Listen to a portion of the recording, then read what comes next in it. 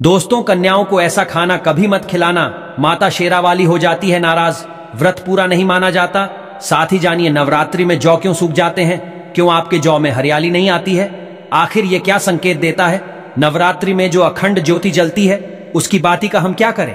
साथ ही साथ ये भी जानिए कि नवरात्रि में जो कलश के नीचे चावल रखे जाते हैं और उसके ऊपर नारियल रखा जाता है उसका हम क्या करें और बचे हुए तेल का क्या करें।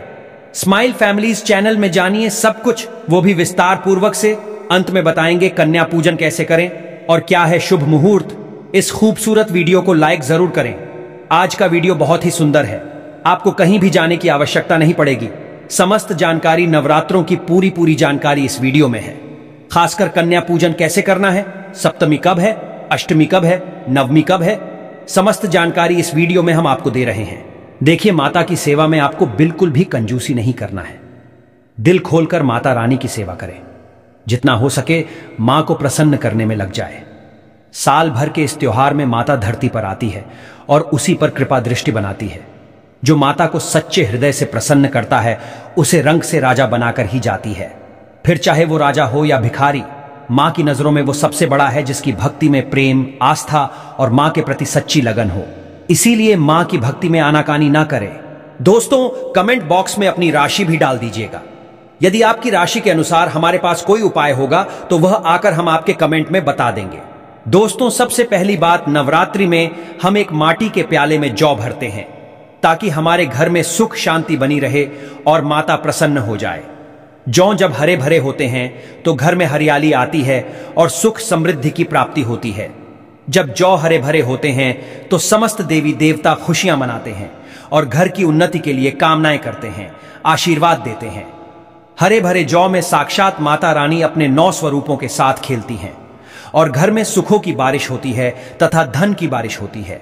और जिस घर में जौ के अंदर से हरियाली नहीं आती है तो उस घर में पहले ही पता चल जाता है कि अब आपके घर में गरीबी आने वाली है तथा परेशानियां आने वाली है, क्योंकि आपने पूजा पाठ में कोई ऐसी गलती कर दी होगी जिसके कारण जौ में हरियाली नहीं आ पाई। देखिए, आपको बता दें, हैरानी वाली बात तो है, बिना पानी के माटी में जौ डालते ही उग जाते हैं, वो भी बिना देखभाल करें।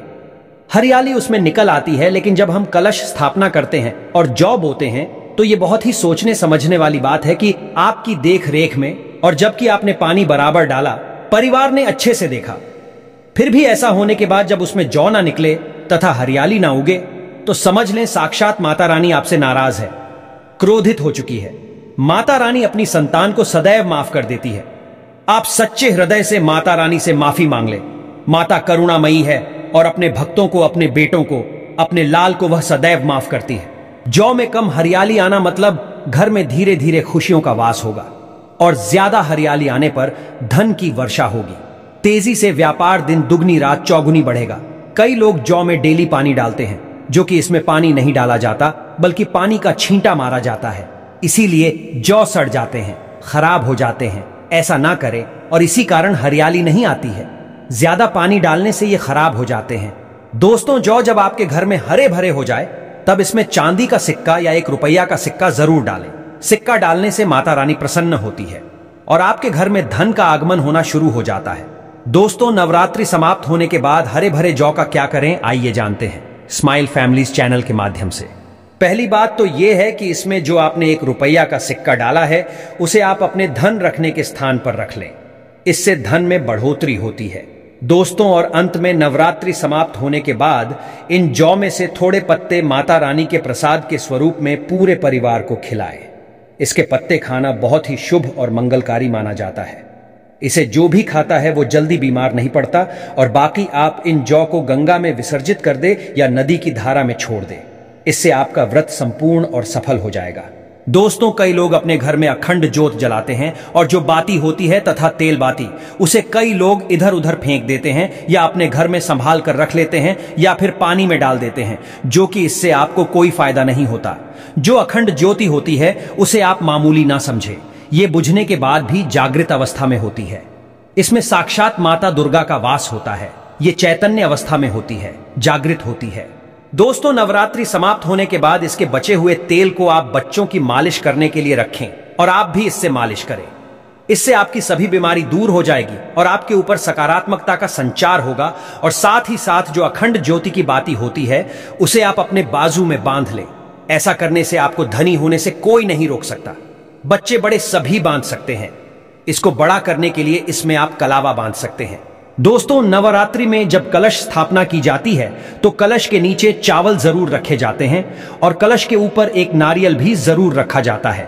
ऐसे में हम इन दोनों चीजों का क्या करें, आइए जानते हैं। सबसे पहली बात, कलश के ऊपर जो नारियल होता है उसे आप कन्या पूजन में तोड़कर कन्याओं को बांट दें और आप भी माता रानी के प्रसाद के स्वरूप में खा लें।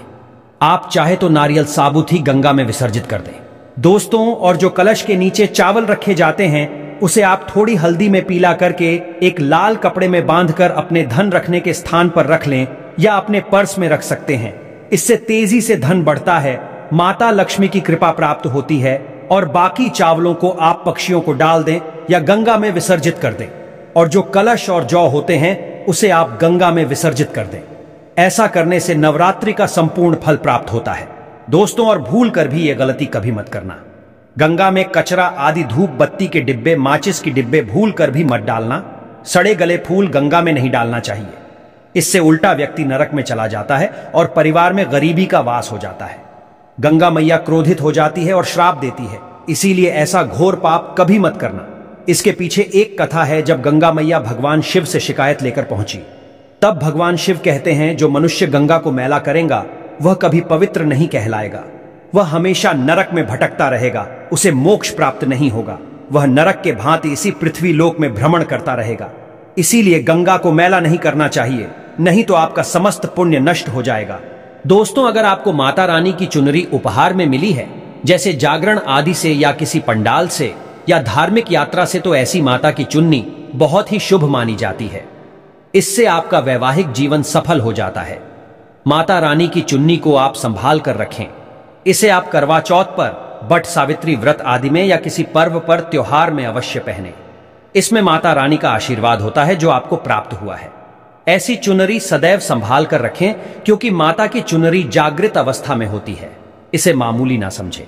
नवरात्रों में चाहे कुछ भी कर लेना, लेकिन यह कार्य जरूर करना। बिन पूजा पाठ के ही सारा फल मिल जाता है। आप चाहे कुछ करें या ना करें, लेकिन नवरात्रों में यह एक काम जरूर कर लेना।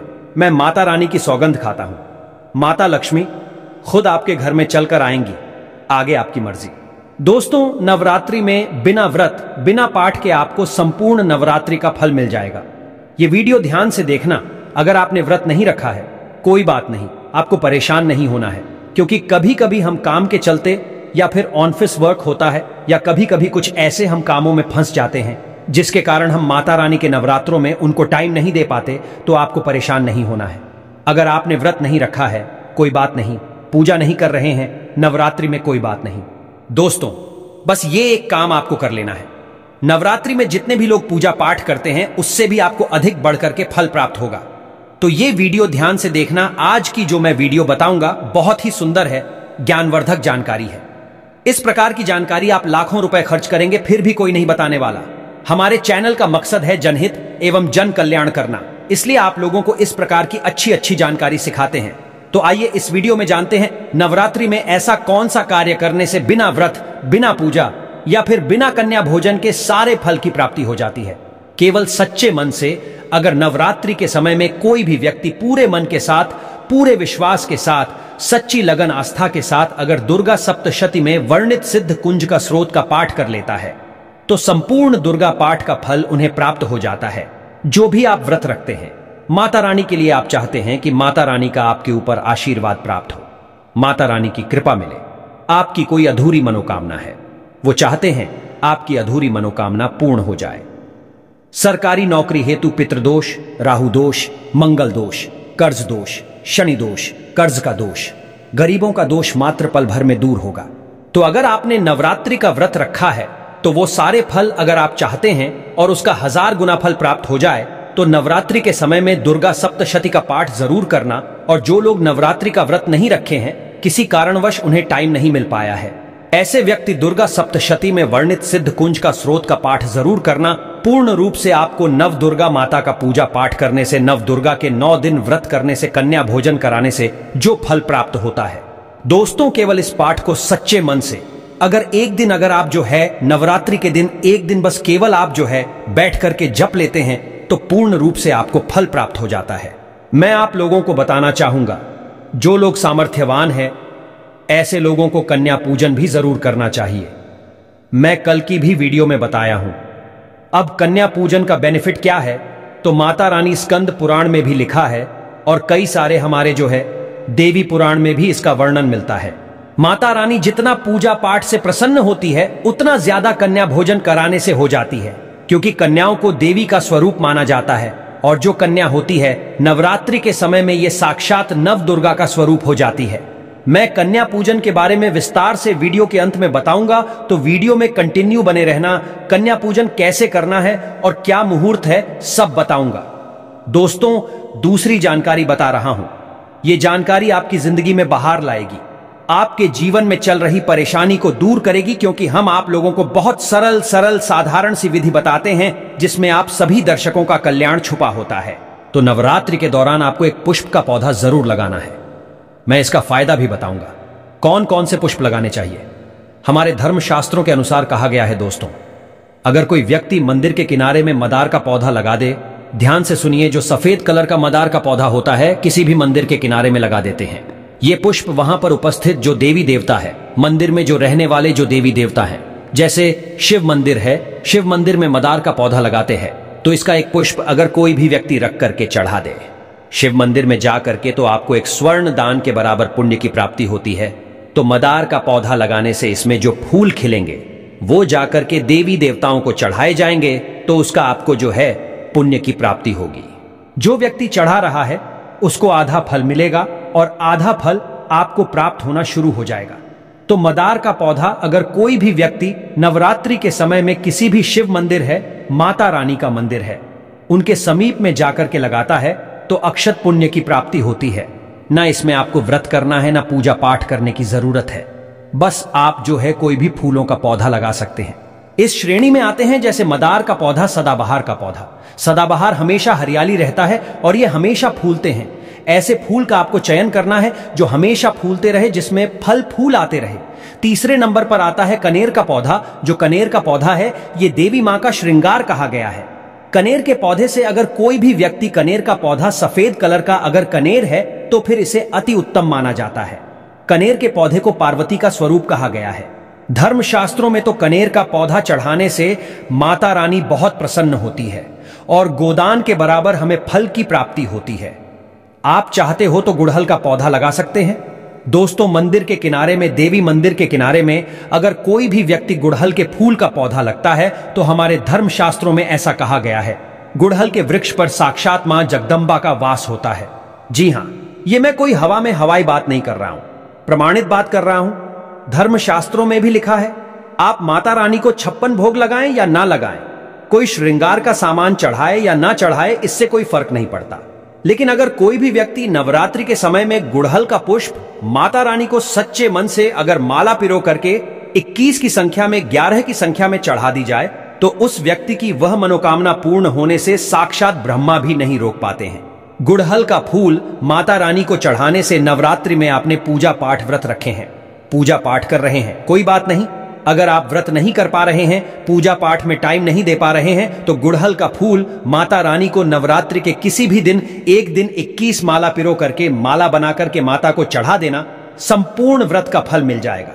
आपने नवरात्रि का व्रत रखा हो या ना रखा हो, इससे कोई फर्क नहीं पड़ता। बस गुड़हल का फूल माता रानी को चढ़ा देना, तो ऐसा कहा गया है।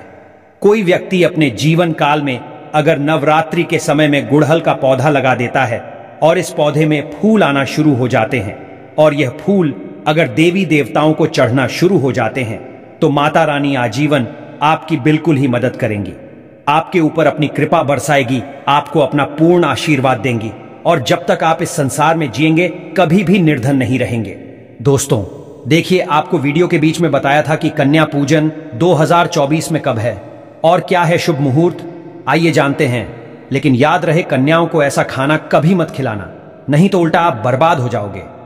जानिए कन्याओं को क्या खिलाना चाहिए और क्या नहीं, और क्या उपहार देना चाहिए और कौन सा उपहार नहीं देना चाहिए। दोस्तों, इस बार के नवरात्र बहुत ही शुभ और मंगलकारी माने जा रहे हैं। इस बार शारदीय नवरात्रि 3 अक्टूबर दिन गुरुवार को शुरू होकर और इसका समापन 12 अक्टूबर दिन शनिवार को होगा। ऐसे में 12 अक्टूबर दिन शनिवार को ही दुर्गा विसर्जन होगा। जो लोग माता रानी की स्थापना करते हैं, मूर्ति स्थापना करते हैं, वह लोग 12 अक्टूबर दिन शनिवार को विसर्जन करेंगे। दोस्तों, नवरात्र की अष्टमी और नवमी तिथि पर कन्या पूजन का विधान है। इस बार महाअष्टमी तिथि 10 अक्टूबर गुरुवार और नवमी तिथि 11 अक्टूबर 2024 दिन शुक्रवार को है। ऐसे में आप अष्टमी और नवमी को इन दोनों तिथि में कन्या पूजन अवश्य ही करें। कन्याओं को भोजन अवश्य खिलाएं। शास्त्रों में 9 दिनों के नवरात्रि को बहुत ही शुभ और मंगलकारी माना जाता है। शास्त्रों के अनुसार नवरात्रि के दिनों में माता रानी का पूजन करने से, कन्या पूजन करने से मां अभय वरदान प्रदान करती है। कुंडली में जो कष्ट होते हैं उन्हें ठीक कर देती है। श्रीधर की तरह ही सच्चे हृदय वाले व्यक्ति के सभी कष्टों का निवारण मां शीघ्र ही करती है। मां की उपासना से विनम्रता का विकास होता है। सभी कष्ट, दरिद्रता, दुख, कष्ट नष्ट हो जाते हैं।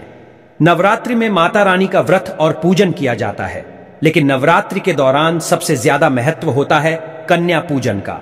दोस्तों, कन्या रानी जो होती है फूल की पंखुड़ियों की तरह नाजुक होती है। कन्या पूजन सर्वोपरि है, श्रेष्ठ है। कन्या के रूप में स्वयं जगदम्बा देवी माता वैष्णो 9 देवियां अर्थात समस्त ब्रह्मांड इनके शरीर के कण कण में वास करते हैं। बहुत कम लोग जानते हैं 33 कोटि देवी देवताओं का वास होता है कन्याओं के मस्तक पर। कन्या चाहे छोटी हो चाहे बड़ी हो, वह सदैव पूजनीय है, मां के समान मानी जाती है। दोस्तों, माना जाता है व्रत और उपासना से माता रानी इतना प्रसन्न नहीं होती है जितना कि कन्या पूजन से होती है। नवरात्रि में छोटी छोटी कन्याओं को माता रानी का स्वरूप माना जाता है। कन्याओं को भोग लगाया जाता है, उन्हें प्रसन्न किया जाता है और बदले में आशीर्वाद मांगा जाता है। कन्याओं को प्रसन्न करने के लिए गिफ्ट आदि उपहार वगैरह दिए जाते हैं। माना जाता है अगर कन्याओं को कोई भेंट दी जाए और वो उसे खुशी खुशी स्वीकार कर ले तो इसका मतलब है माता रानी अर्थात माता वैष्णो ने वो भेंट स्वीकार कर ली। जिन पर कन्याएं प्रसन्न होती हैं तो समझो उन्हें माता रानी का आशीर्वाद मिल गया और रानी की कृपा से उन्हें मुंह मांगा वरदान प्राप्त होता है। कन्या पूजन कोई मामूली पूजन नहीं होता। समस्त ब्रह्मांड में जो पूजा होती है उनसे बढ़कर कन्या पूजन को माना जाता है। 10 बार गंगा स्नान करने से और 100 बार यज्ञ करने से तथा 1000 बार यात्रा करने से जो पुण्य मिलता है वह मात्र एक बार कन्या पूजन करने से करोड़ों गुना भक्त को मिल जाता है, प्राप्त हो जाता है। दोस्तों, इसीलिए कहा जाता है कि कन्याओं को सताना नहीं चाहिए, इससे समस्त ब्रह्मांड हिल जाता है। कन्याओं की जितनी सेवा की जाए कम ही होती है। कन्याएं कोई मामूली नहीं होती। कन्या के रूप में स्वयं उनके मस्तक पर विराजमान होकर स्वयं देवी चलकर आपके घर तक आती है। नवरात्रि में 2 साल से लेकर 10 साल तक की कन्या का पूजन होना चाहिए। अष्टमी अथवा नवमी को कन्याओं के पैर धोकर भोजन कराना, उपहार आदि देना श्रेष्ठ माना जाता है, दुर्लभ माना जाता है। ऐसा मौका कभी हाथों से नहीं जाने देना चाहिए। इस दिन जितना ज्यादा हो सके कन्याओं को हाथ पकड़कर, पैर पकड़कर अपने घर तक लेकर आए। दोस्तों, वीडियो में आगे बढ़ने से पहले आप अपनी राशि भी कमेंट बॉक्स में जरूर डाल दीजिएगा। यदि हमारे पास कोई उपाय होगा तो वह आकर हम आपके कमेंट के रिप्लाई में बता देंगे। कोई भी राशि के अनुसार अगर उपाय करता है तो माता वैष्णो बड़ी प्रसन्न होती है और ऐश्वर्य धन प्रदान करती है, माला माल बना देती है। इसीलिए राशि कमेंट में जरूर छोड़ें और हाँ, माता को एक लायक जरूर करें। लायक करने में कंजूसी ना करें। दोस्तों, कैसे करें कन्याओं का स्वागत? कन्या जब आपके घर आए तब सभी के पैरों को दूध और पानी से उनके पैरों को धुलाना चाहिए। खासकर मर्दों को कन्याओं के पैर अवश्य धोने चाहिए, इससे मैया वैष्णो प्रसन्न होती हैं। दोस्तों, फिर उसके बाद कन्याओं को किसी साफ जगह पर जमीन पर कपड़ा बिछाकर बैठाना चाहिए। उनके माथे पर अक्षत, फूल और कुमकुम लगाना चाहिए। फिर उसके बाद भोजन ग्रहण करवाना चाहिए। लेकिन हमेशा याद रहे, कन्याओं की थाली में 3 पूरियां कभी ना रखें। इसे शुभ नहीं, घोर अशुभ माना जाता है। 3 पूरियां तथा 3 रोटियां मरने वाले व्यक्ति के लिए निकाली जाती है और जेल में कैदियों के लिए दी जाती है। ऐसे में कन्याओं को उनकी थाली में 3 पूरी कभी ना दें, लेकिन 1-2 करके पूरियां दे सकते हैं। इससे 3 संख्या बढ़ जाती है और दोष भी नहीं लगता। दोस्तों, कन्याओं को खाना खिलाने के बाद अंत में कन्याओं के सिर पर लाल चुनरी उड़ाना चाहिए और भोजन में आपको खीर, पूरी, हलवा, चना तथा आलू की सब्जी, छोले वगैरह की सब्जी खिलानी चाहिए। पनीर आदि भी खिलाया जा सकता है। वैसे माता रानी का प्रिय भोजन खीर, हलवा, पूरी और छोले आदि ही है, लेकिन भूल से भी लहसुन और प्याज का इस्तेमाल कभी ना करें, अन्यथा अनर्थ हो जाएगा। अक्सर कई लोग कन्याओं को कुरकुरे का पैकेट, चिप्स वगैरह का पैकेट खिलाते हैं, जो कि घोर अनर्थ माना जाता है, क्योंकि इसमें लहसुन प्याज का इस्तेमाल होता है, जिसके कारण आपका व्रत खंडित हो सकता है। मां दुर्गा क्रोधित हो सकती है। जहां आपने 9 दिनों तक लहसुन प्याज का परहेज किया, लेकिन आपकी एक गलती पूरे व्रत को खंडित कर सकती है। इतना भी नादान नहीं बनना चाहिए कि माता रानी रुष्ट हो जाए और कन्याओं को भी अशुद्ध होना पड़े। कन्याओं को डब्बा बंद कोई भी ऐसी चीज ना खिलाएं जिसमें लहसुन प्याज होता है। कई चीज तो ऐसी होती है मार्केट में जिसके अंदर लहसुन प्याज का इस्तेमाल होता है, ऐसा आप कभी मत करना। दोस्तों, कई लोग कन्या पूजन में खाना घर पर नहीं बनाते और मार्केट से रेडीमेड लाकर ही खिलाते हैं तथा दही जलेबी खिलाते हैं, जो कि शुभ नहीं माना जाता। दोस्तों, ऐसा खाना वो लोग खिलाते हैं जिनके घर में मान लीजिए कोई दुर्घटना आदि हो गई है, या घर में कोई बीमार है या कोई मुसीबत है, तब वो ऐसा करते हैं। लेकिन अगर आप स्वस्थ हैं, आपको कोई पीड़ा नहीं है, तो ऐसा भूल कर भी नहीं करना चाहिए। माता रानी दही जलेबी नहीं, आपके हाथों का बना भोजन खाना चाहती है, आपका प्यार चाहती है। फिर चाहे आप घर में एक ही पूरी क्यों ना बनाएं माता के लिए, पर आप स्वयं ही अपने हाथों से माता रानी को भोजन खिलाएं। देखिए, भले ही आप दही जलेबी खिला सकते हैं, परंतु माता को घर का बना हुआ शुद्ध भोजन ही अति प्रिय है। खासकर नवरात्रों के दौरान घर में पक्का खाना अवश्य बनाना चाहिए। माता रानी बहुत प्रसन्न होती है। घर का बना पक्का खाना ही कन्याओं को खिलाना चाहिए। हमेशा याद रखें, कन्याओं को प्लास्टिक के बने दोने में खाना नहीं खिलाना चाहिए। ऐसे बर्तन पूजा पाठ के लिए शुभ नहीं अशुभ होते हैं, क्योंकि प्लास्टिक के ज्यादातर बर्तन जो होते हैं जानवरों की हड्डियों द्वारा बनाए जाते हैं। इसीलिए ऐसा पाप मत करना। कन्याओं को हमेशा स्टील के बर्तन या पत्तों से बने बर्तनों में ही भोजन कराना चाहिए, बहुत ही शुभ माना गया है। अगर पेड़ के पत्ते में भोजन कराते हैं तो माता अभय वरदान प्रदान करती है। दोस्तों, एक और बात हम आपको बताने वाले हैं कि यदि नवरात्रों के समाप्त होने के बाद यदि बीच में कन्या पूजन में शुक्रवार का दिन पड़ जाए तो कन्याओं को कोई भी खट्टी चीज नहीं खिलानी चाहिए, क्योंकि शुक्रवार का दिन माता संतोषी को समर्पित होता है और माता संतोषी नवरात्रों के दिनों में सक्रिय अवस्था में होती है, यानी वो भी 9 देवियों के साथ में आपके घर में आती है। इसीलिए कन्याओं को भूलकर भी शुक्रवार का दिन अगर पड़ जाए तो खट्टी चीज घर में नहीं बनानी चाहिए और कन्याओं को भी खट्टी चीज नहीं खिलानी चाहिए। घोर पाप लगेगा, आपका किया कराया सब बर्बाद हो सकता है। खट्टी चीजों से माता संतोषी रुष्ट हो सकती है, चिढ़ सकती हैं, आपको श्राप दे सकती हैं, इसीलिए नादान ना बने। दोस्तों, भोजन करने के बाद कन्याओं की थाली में एक लौंग जरूर रखना चाहिए, क्योंकि लौंग देवी शक्ति तथा दुर्गा मां को बहुत प्रिय है। लौंग माता शक्ति का प्रतीक होती है। लौंग में नव दुर्गा का वास होता है। इन 9 दिनों में माता रानी को लौंग का भोग ही लगाया जाता है, तो खाना खाने के बाद कन्याओं को लौंग अवश्य अर्पित करें। माता रानी को अमृत से बढ़कर लौंग प्रिय है, इसीलिए कन्याओं को थाली में चुपचाप एक लौंग जरूर रख दें। आपका भाग्य चमक जाएगा। माता लक्ष्मी आपके जीवन में धन की कोई भी कमी नहीं होने देगी। दोस्तों, आपको बता दें, कन्याओं को उपहार में क्या दें? कन्याओं को खुश करने के लिए उनकी थाली में दक्षिणा डालें, ताकि आपके घर में संपन्नता बनी रहे तथा धन की कोई भी कमी ना हो। कन्या जब आपके घर से खुशी खुशी धन लेकर जाती है, तो वह भी आपको खुशी खुशी कई गुना आपको धन प्रदान करती है। इस समय कंजूसी मत करना, खुशी खुशी कन्याओं को धन अवश्य देना। कन्याओं को कोई सुंदर गिफ्ट दे सकते हैं। शास्त्रों में बताया जाता है कि कन्या जितना खुश होती है, माता रानी उतनी ही जल्दी फल की प्राप्ति प्रदान करती है। ऐसे में आप कन्याओं को चॉकलेट बॉक्स दे सकते हैं तथा खूबसूरत कपड़े दे सकते हैं।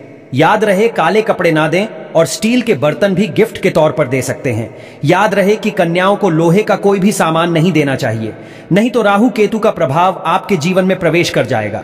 राहु काल तथा राहु दोष आपको लग जाएगा, आप बर्बाद भी हो सकते हैं।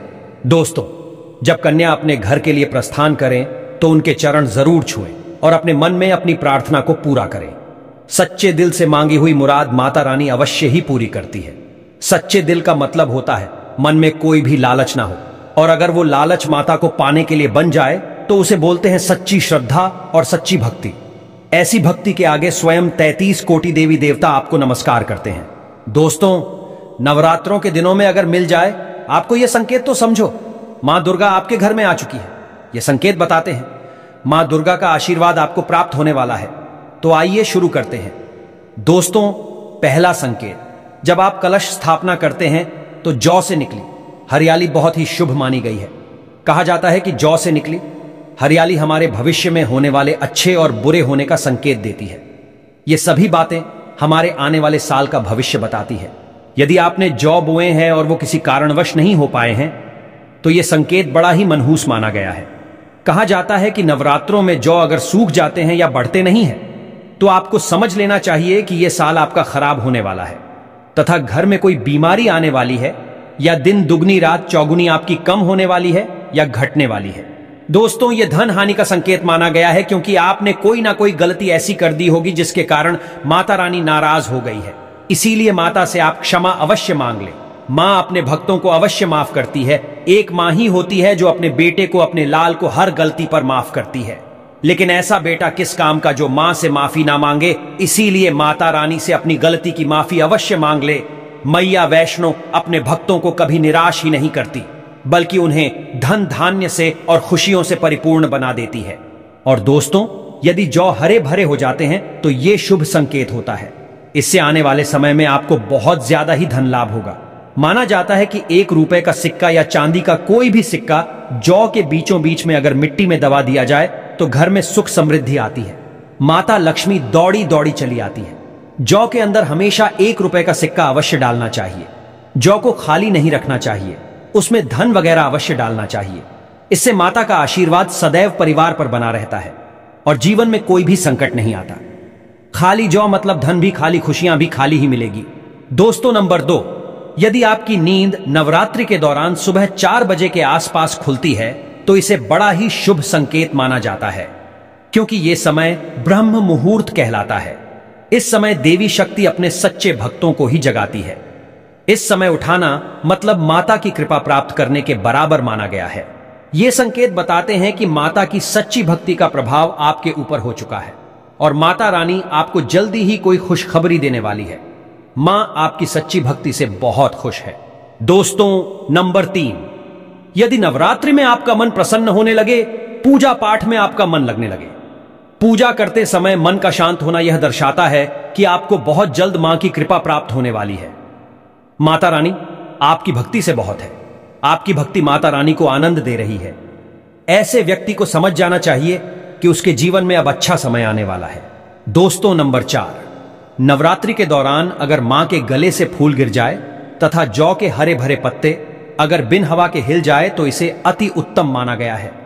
यह संकेत बताता है कि माता रानी का आगमन आपके घर में स्थायी रूप से हो चुका है। आपको माता लक्ष्मी की कृपा प्राप्त होने वाली है। ये संकेत कुछ खास लोगों को ही दिखाई देते हैं।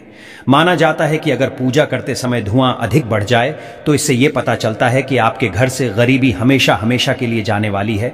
भूत प्रेत आत्माएं अब आपके घर से हमेशा के लिए जाने वाले हैं। पूजा करते समय धुएं का अधिक होना बहुत ही शुभ और मंगलकारी माना गया है। यह संकेत भविष्य में अच्छे परिणाम को दर्शाता है। दोस्तों, नंबर 5, द्वार पर गाय का आना। वेदों में बताया जाता है कि नवरात्रि के दौरान गाय माता का घर में आना बड़ा ही शुभ संकेत माना गया है। नवरात्रि में द्वार पर गाय का आना अत्यंत शुभ है। यदि आपके भी द्वार पर गाय आती है तो गाय के माथे पर कुमकुम लगाना न भूले तथा गाय को रोटी जरूर खिलाएं। इससे मां दुर्गा अत्यंत प्रसन्न होंगी और आपकी झोली खुशियों से भर देंगी। द्वार पर गाय का बार बार आना भी जीवन में आने वाले अच्छे संकेतों की ओर इशारा करता है। दोस्तों, नंबर 6, सपने में शेर का दिखाई देना।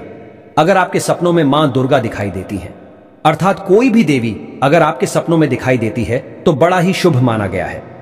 नवरात्रों में के पावन अवसर पर माता के दर्शन किसी खास भक्तों को ही होते हैं। ये सपने कभी किसी को शेयर मत करना। यदि माता की सवारी तथा शेर रात्रि में सपनों में बार बार दिखाई देता है तो मां दुर्गा आपसे प्रसन्न है। यह संकेत बताते हैं कि जल्द ही आपकी कोई मनोकामना अवश्य पूर्ण होगी और आपके शत्रुओं का नाश हो जाएगा। शत्रु आपके नाम से ही थर थर कांपने लगेंगे। मां दुर्गा का वाहन शेर है, इसीलिए नवरात्रों में शेर का दिखाई देना अत्यंत शुभ संकेत होता है। दोस्तों, नंबर 7, यदि कोई छोटी कन्या आपको सुबह सुबह लाल वस्त्र धारण किए हुए दिखाई देती है तो आपने साक्षात मां दुर्गा के दर्शन किए हैं। यदि नवरात्रों में सबसे पहले आपके घर में कन्याओं का आगमन हो जाए तो समझो आपको दुनिया की कोई भी शक्ति, ब्रह्मांड की कोई भी शक्ति आपको करोड़पति होने से नहीं रोक सकती। आपके जीवन में, आपके घर में माता लक्ष्मी का आगमन होने वाला है। आप दिन दुगनी रात चौगुनी तरक्की करेंगे। अब आप खुशियां मनाइए और मिठाइयां बांटें। ऐसे में कन्याओं को भरपूर तरीके से खुश रखें और उनका आगमन दूध से चरण धुलाकर करें। कोई भी कंजूसी ना करें। दोस्तों, माता रानी आपको यह संकेत दे रही है कि अब आपका बुरा समय समाप्त हो चुका है। अब जीवन में सुख समृद्धि के द्वार खुल जाएंगे। तो कमेंट बॉक्स में लिखें, जय माता दी माता रानी आपकी झोली खुशियों से भर दे।